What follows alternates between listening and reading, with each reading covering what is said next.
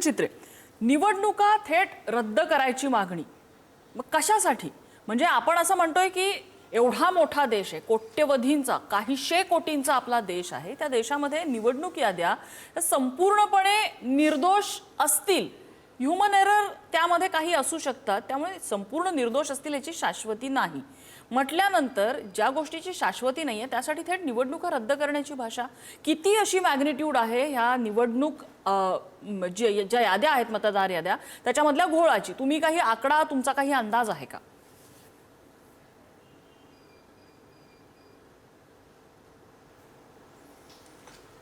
बरं, आज पूर्ण देश डिजिटल झालाय, म्हणे डिजिटलायझेशन झालेलं आहे. डिजिटलायझेशन झालंय. एआयच्या दुनियात आपण आता असं म्हणताय की निवडणुकीत आपण पारदर्शकता आणू शकत नाही. आजही म्हणे काय ह्युमन एरर असू शकतात. अरे ह्युमन एरर असू शकतात ना, पण ते ह्युमन एरर किती प्रमाणात असल्या पाहिजे?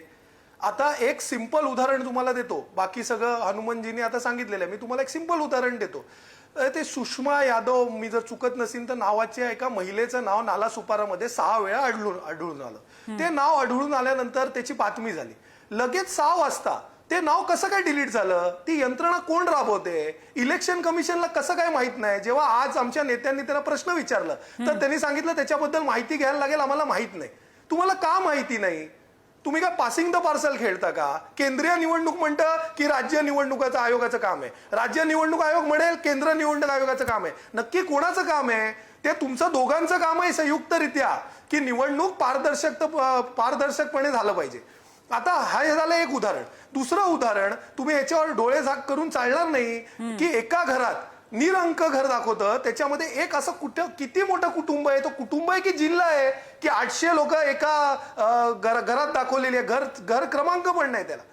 तुम्ही काय दाखवायचा प्रयत्न करताय? त्याच्यानंतर मुंबईत कांदिवली मागाठाणे इथे एक असं कुटुंब आढळलं ज्याच्यामध्ये एकाचं वय 124 वय आहे आणि त्याच्या मुलीचं वय 23 आहे. कसं काय याला आपण हे करू शकतो? आणि तुम्ही कोणाला ती यंत्रणा राबवायला दिलेली आहे का? याचे इलेक्शन कमिशनचे पासवर्ड अपलोड करायचे, डिलीट करायचे, हे इलेक्शन कमिशनकडे नाही का?